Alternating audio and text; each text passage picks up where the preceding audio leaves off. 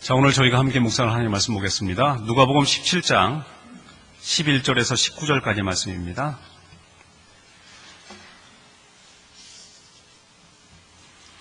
누가복음 17장 11절에서 19절까지 말씀입니다. 제가 봉독하겠습니다. 예수께서 예루살렘으로 가실 때 사마리아와 갈릴리 사이로 지나가시다가 한 마을에 들어가시니 나병 환자 10명이 예수를 만나 멀리 서서 소리를 높여 이르되 예수 선생님이여 우리를 불쌍히 여기소서 하거늘 보시고 이르시되 가서 제사장들에게 너희 몸을 보이라 하셨더니 그들이 가다가 깨끗함을 받은지라. 그 중에 한 사람이 자기가 나은 것을 보고 큰 소리로 하나님께 영광을 돌리며 돌아와 예수의 발 아래에 엎드려 감사하니 그는 사마리아 사람이라. 예수께서 대답하여 이르시되 10사람이 다 깨끗함을 받지 아니하였느냐? 그 9은 어디 있느냐? 이 이방인 외에는 하나님께 영광을 돌리러 돌아온 자가 없느냐 하시고 그에게 이르시되 일어나 가라 내 믿음이 너를 구원하였느니라 하시더라. 아멘. 오늘은 저희가 감사 주일로 지킵니다. 우리가 감사할 조건이 얼마나 많은지 모릅니다만 저희가 사실 감사를 잃어버리고 살 때가 많습니다. 유명한 러시아의 대문호인 도스토옙스키가 인간은 감사할 줄 모르는 두 발 날린 짐승이다라고 이렇게 표현한 적이 있습니다. 사람이 감사하기가 참 어렵습니다. 감사의 조건이 많은데 우리 감사의 조건을 보기보다는 부족한 것을 쳐다보는 것이 인간인 것 같습니다. 10가지 감사의 조건이 있다면 한두 가지 부족한 부분, 모자라는 부분에 신경을 집중 세워서 우리가 감사를 잃어버리고 사는 그런 경우가 많습니다. 그래서 오늘 이 시간에는 이 감사에 대해서 저희가 함께 묵상하고 어떤 모습으로 하나님께 감사해야 할 것인지, 감사의 의미가 무엇인지를 저희가 함께 돌아보는 시간을 갖겠습니다. 사실 이 지구상, 역사상 가장 완벽한 조건에서 살았던 사람을 들라고 하면 에덴 동산에 살았던 아담과 하와를 들 수 있습니다. 이 두 사람은 그야말로 가장 완벽한 조건 속에 살았습니다. 가장 완벽한 환경과 또 모든 것이 허락되어진, 다만 한 가지만 금지되어진 그런 상황 가운데 살았고, 언뜻 생각하면 그 모든 것을 가졌다면, 그 환경 속에 살았다면 우리 모두도 감사할 수 있을 것이다라고 생각했지만 뜻밖에도 이 둘은 감사하지 못했습니다. 한 가지가 걸렸어요. 왜 저것은 하나님께서 금지하셨을까?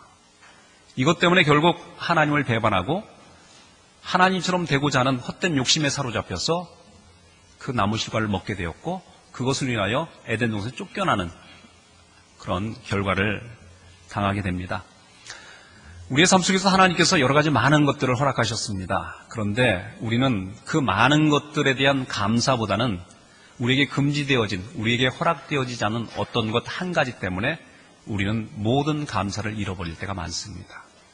그래서 오늘은 특별히 하나님께 감사하는 것을 결단하고 또 감사를 통해서 하나님께 온전함으로 예배하는 그런 시간이 되길 간절히 원합니다. 오늘 본문의 말씀은 예수님께서 예루살렘을 향해서 여행하시는 과정 가운데 사마리아와 갈릴리 사이의 어떤 마을에서 일어난 어떤 사건을 우리에게 기록하고 있습니다. 나병 환자 10사람이 주님께 나왔습니다. 그런데 당시에 나병 환자라고 하는 것은 사회적으로 완전히 격리되어진 사회에서 특별히 이스라엘의 법에 의하면 하나님의 벌을 받은 그런 사람으로 여겨졌기 때문에 회복할 수 없는 죄에 빠진 사람, 죄인이라고 그렇게 인정을 하게 되었습니다. 일제시대에도 한국의 소록도라는 섬이 따로 구분되어서 문둥병, 나병 환자들을 따로 수용하는 시설이 있었던 것처럼 그 당시의 상황 가운데서도 이 나병은 다른 사람에게 전염시킬 수 있는 위험도 있고 또 신체적인 몰골이 형편없어서 일반적인 사람들과는 함께 어울러 지낼 수 없다라고 생각을 했고 또 그것은 하나님께 받은 천형이라고 여겨졌기 때문에 마을로부터 완전히 구분되어서 따로 떨어진 곳에서 살아가도록 그렇게 율법이 규정을 했습니다. 이 나병이라는 그 병 자체도 고통스러운 것이었지만 사실 이들이 갖고 있는 정상적인 사회 속에서 자기들이 구분되어졌고 따돌림 받게 되었다는 사실 자체가 갖는 어떤 소외감 그리고 상실감은 대단한 것입니다. 이런 상황에서 주님께 나온 것입니다. 그래서 선생님이여 우리를 불쌍히 여기소서라고 했더니 예수님께서 가서 제사장들에게 너희 몸을 보이라 이렇게 말합니다. 왜 제사장에게 보이라고 했느냐? 이 말은 그 율법 가운데 있습니다. 이 율법 속에서는 이 나병은 하나님의 정죄를 받아서 이렇게 걸리는 병이었기 때문에 이 죄 용서를 받아야만 이 나병에서 고침을 받는다라고 믿었습니다. 그래서 죄 용서를 받았다는 사실을 제사장에게 보여 제사장으로부터 하나님의 용서를 확인해야만 자기의 마을로 돌아갈 수 있었습니다. 그래서 제사장에게 가서 나은 것을 보이라라고 말씀하십니다. 그래서 사실은 이 말씀이 말이 안 되는 것이 예수님과 대화하는 과정 가운데 몸이 나은 것이 아니고 제사장에게 가는 동안에 몸이 나은 것을 확인했다고 했습니다.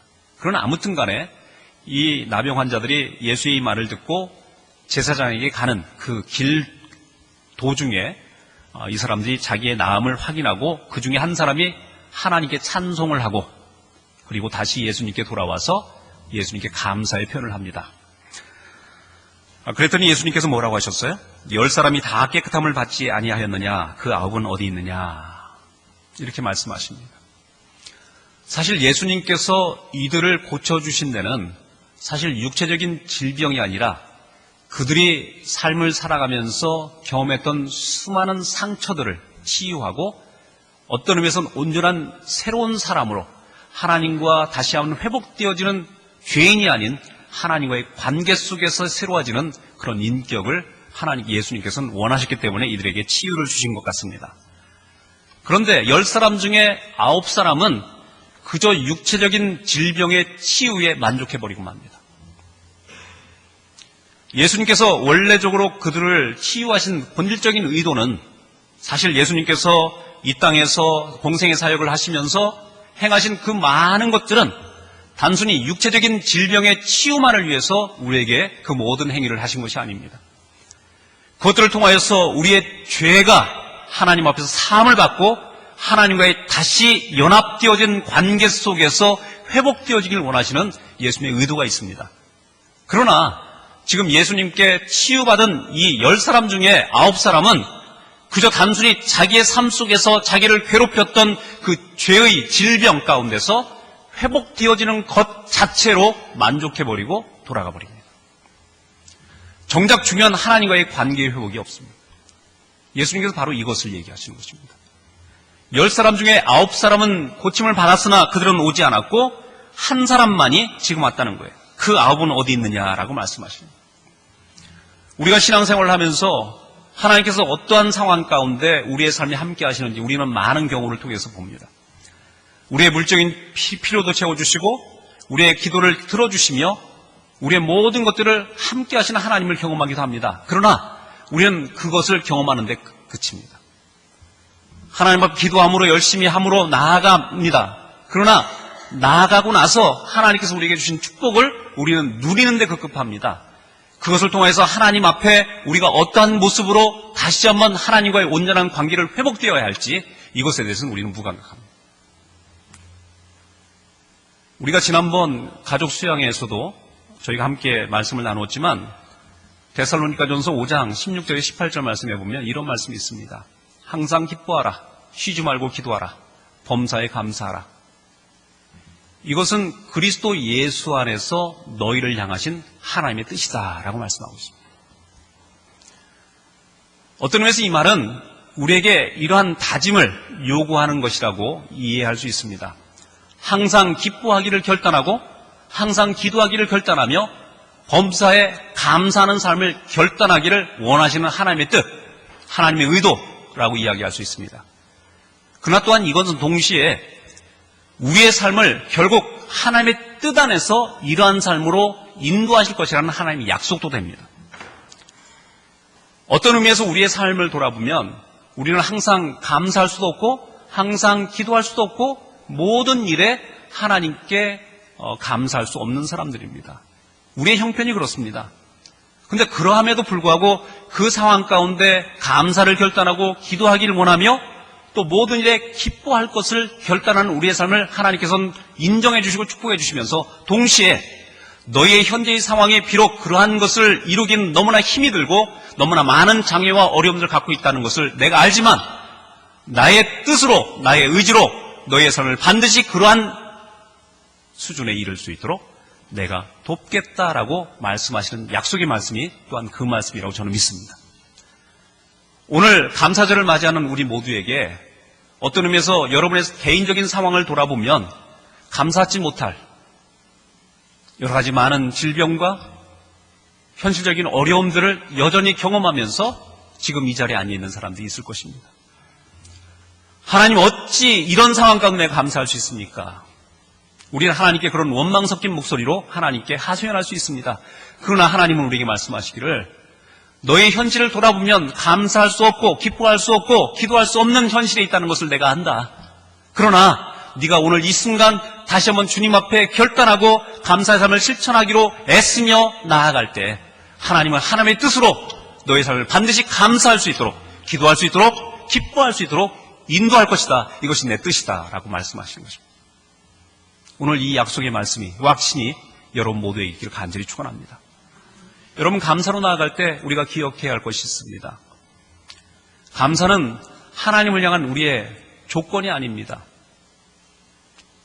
어떤 의미에서 이미 우리가 받은 모든 것에 대한 그냥 순수한 감사가 이 감사의 내용이 되어야 합니다. 이 세상의 얘기 중에 우리에게 많은 도움을 주는 교훈들이 많습니다. 제가 어떤 책을 읽었더니 여러분 중에 일부는 이 내용을 이미 알고 계셨으리라 믿습니다만 이 얘기를 다시 한번 반복합니다. 옛날 옛적에 어느 마을에 농사를 짓는 농부가 하나 살았다고 합니다. 한 해 농사를 열심히 져서 밭에 수확이 아주 굉장히 좋았는데 특별히 무가 얼마나 크게 자랐는지 사람 몸뚱이만한 무가 이렇게 수확이 되었다고 합니다. 그래서 가만히 생각을 해보니까 이거는 마을을 잘 다스려준 원님 덕인 것 같아요.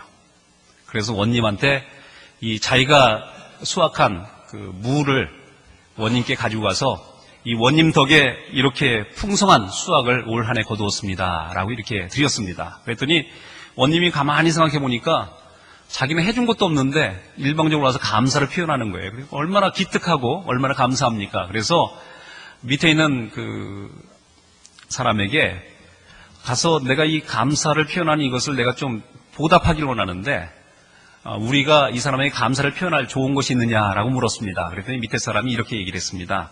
최근에 들어온 살찐 송아지 한 마리가 있습니다. 그럼 그걸 가져와라. 그래서 살찐 소를 이 농부에게 주면서 네가 나한테 감사를 표현하니까 나도 너에게 감사를 표현하겠다 하고 줬습니다. 이 소문이 온 마을에 들렸습니다. 무 한 마리를 가져갔는데 황소 한 마리를 받아온 거예요. 그래서 어느 욕심 많은 사람이 자기가 황소를 가져다 주면 도대체 원님은 나에게 무엇을 줄까라는 기대를 가지고 황소를 끌고서 원님 앞으로 갔습니다. 원님, 올 한 해 원님께서 돌보아 주셔서 이렇게 풍성한 이 황소가 이렇게 살이 찌도록 잘 자랐습니다. 그러면서 이제 감사를 표현했습니다. 그랬더니 원님이 또 그것을 보고서 마음에 감탄이 있습니다. 이야, 내가 해준 것도 없는데 이 황소가 잘 자라는 거 가지고 나에게 감사를 표현하는구나. 그래서 또 밑에 사람이 물었습니다. 이 감사를 표현할 수 있는 방법이 없겠느냐. 그랬더니 이 밑에 사람이 최근에 들어온 것 중에 사람 몸뚱이만한 무가 하나 있습니다. 그래, 그럼 그것을 가져오너라. 그래서 무를 하나를 줬다고 합니다. 여러분, 이 말에 이 이야기의 의미는 무엇이겠습니까? 정말 진정한 마음의 감사는 사람을 감동시키지만 대가를 바라고 하는 감사는 감동시킬 수 없습니다. 우리가 하나님 앞에 나아갈 때 감사를 가지고 나가야 합니다. 그런데 내가 이렇게 감사하면 하나님께서 이렇게 채워주시겠지라는 기대와 그런 방법이 아니라 이미 나에게 허락하신 모든 것에 대한 은혜를 감사하는 기꺼운 마음으로 하나님께 나아가는 것, 이것이 오늘 우리가 하나님께 드려야 할 감사의 내용입니다. 로마서에서 이렇게 말씀하셨죠.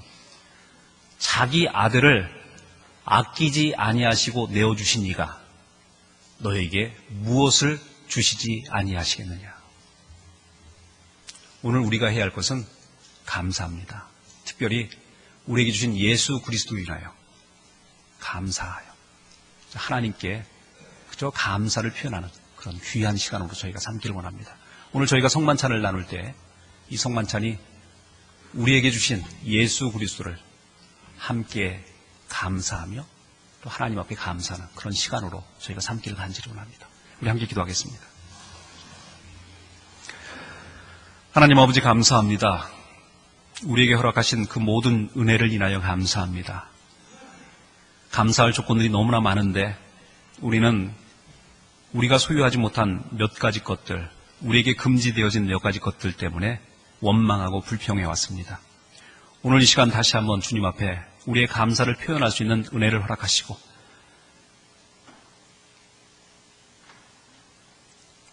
우리의 상황이 비록 어렵고 힘들지라도 결국은 우리의 삶을 항상 기뻐할 수 있는 삶으로, 쉬지 않고 기도할 수 있는 삶으로, 범사에 감사할 수 있는 삶으로 기어코 인도하실 것이라는 하나님의 분명한 약속을 우리의 마음속에 소유하고 이 자리를 떠날 수 있도록 축복하여 주시옵소서. 오늘 함께 나누는 귀한 시간을 주께 감사합니다. 예수님 이름으로 감사하며 기도했습니다. 아멘.